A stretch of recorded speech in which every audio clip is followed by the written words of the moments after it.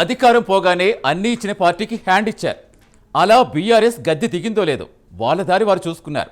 అధికారమే పరమావధిగా 6 నెలలు అర్రులు చాచారు.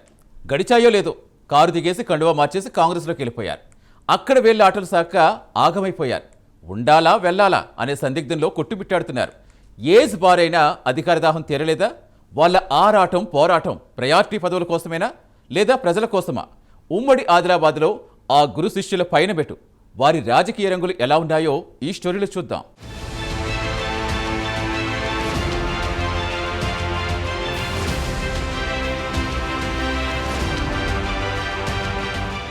ఉమ్మడి ఆదిలాబాద్ జిల్లాలో నేతలందరిది ఓదారైతే ఆ ఇద్దరు నేతలది మరోదారి. ఎప్పుడు ఎన్నికలొచ్చినా వాళ్ళు ఏ పార్టీలో ఉన్నారో వారి క్యాడర్కే తెలియని పరిస్థితి. ఎక్కడ అధికారం ఉంటే అక్కడికి వెళతారని అపవాదు మూటగట్టుకున్నారు.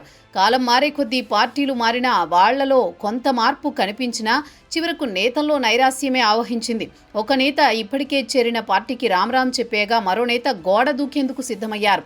ఇందులో ఒకరు సిర్పూర్ మాజీ ఎమ్మెల్యే కోనేరు కోనప్ప కాగా మరొకరు మాజీ మంత్రి అల్లోల ఇంద్రకరణ్ రెడ్డి.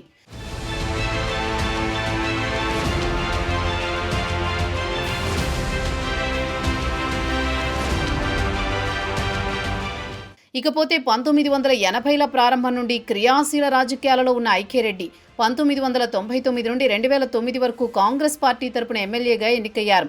అనంతరం తెలుగుదేశం పార్టీ నుంచి ఎంపీగా పనిచేశారు. 2014లో బీఎస్పీ నుంచి పోటీ చేసి గెలుపొందారు.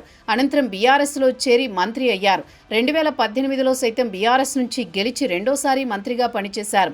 2023లో జరిగిన ఎన్నికల్లో ఓడిపోయారు. 2024 లోక్సభ ఎన్నికలకు ముందు బీఆర్ఎస్ పార్టీకి రాజీనామా చేసి మే 1న హస్తం కండువా కప్పుకున్నారు. అయితే ఆయనకు పార్టీ పరంగా ఎలాంటి పదవులు కానీ ప్రాధాన్యత కానీ దక్కడం లేదట. గుంపులో గోవిందయ్యలాగా అలాగే ఉండిపోవడం ఆయనకు నచ్చడం లేదట. దీంతో ఆయన పార్టీలో ఇమడడం లేదని ఇంద్రకరణ్ రెడ్డి వర్గీయులే చెబుతారు.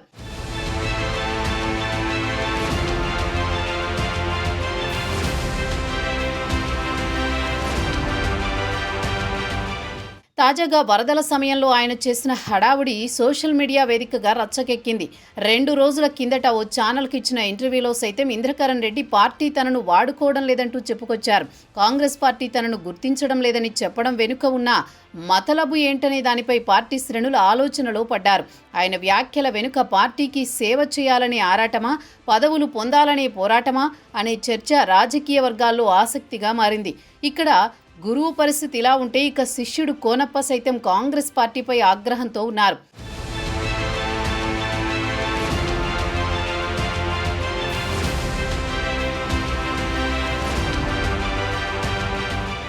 అయితే కోనేరు కోనప్ప కొద్ది రోజుల కిందటే కాంగ్రెస్ పార్టీతో తెగతెంపులు చేసుకున్నారు. ఆయన సైతం బీఎస్పీ నుంచి పోటీ చేసి గెలిచి ఇంద్రకరణ్ రెడ్డితో కలిసి బీఎస్పీకి గుడ్ బై చెప్పి బీఆర్ఎస్ గూటికి చేరారు. పార్టీ ఆయనకు మంచి గుర్తింపునిచ్చింది. తిరిగి ఎమ్మెల్యేగా సైతం పోటీ చేసి గెలిచారు. తన నియోజకవర్గానికి కావాల్సిన నిధులు తెచ్చుకున్నారు. అప్పటి బీఆర్ఎస్ ప్రభుత్వం కోనేరు కోనప్ప గెలుపు కోసం సిర్పూరులో పేపర్ పరిశ్రమను తిరిగి తెరిపించారంటే ఆయనకిచ్చిన ప్రాధాన్యత అర్థమవుతుంది.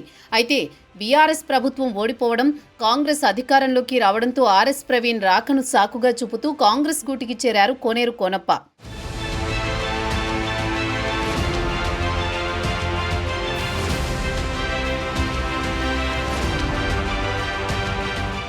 ఆ తర్వాత జరిగిన రాజకీయ పరిణామాలు, తాను కోట్లాడి అనుమతులు తీసుకువచ్చిన పనులు కాంగ్రెస్ ప్రభుత్వం నిలిపివేయడంతో ఆయన సొంత పార్టీపైనే బాణాలు ఎక్కుపెట్టారు.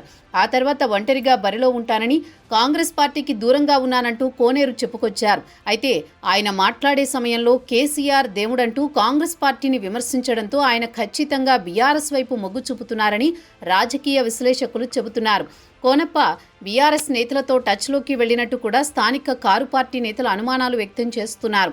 ఎన్నికల్లో ఓటమి తర్వాత కష్టకాలంలో పార్టీని వదిలిపెట్టిన ఆయనను పార్టీలోకి తీసుకోవద్దని పలువురు అధిష్టానం దృష్టికి తీసుకువెళ్లినట్టు సమాచారం.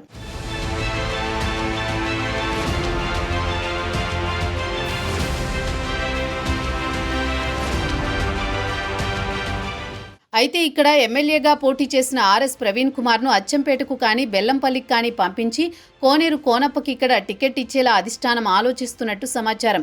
అయితే స్థానిక నేతలు ఏం చేస్తారనేదే ప్రశ్నార్థకంగా మారింది. ఈ నియోజకవర్గం నుంచి బలమైన నేత లేకపోవడం కోనేరు కోనప్పకు కలిసి వచ్చే అంశంగా మారనుంది.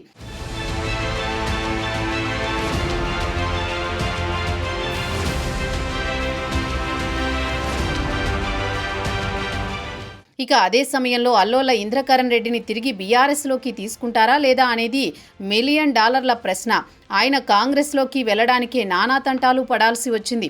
మరి ఇప్పుడు ఆయనను బీఆర్ఎస్లోకి తీసుకుంటామంటే స్థానిక నేతలు ఖచ్చితంగా అడ్డు చెప్పే అవకాశం ఉంది. ఒకవేళ బీఆర్ఎస్ అధిష్టానం ఆయనకు గ్రీన్ సిగ్నల్ ఇవ్వకపోతే ఏం చేస్తారనేది చూడాలి మరి.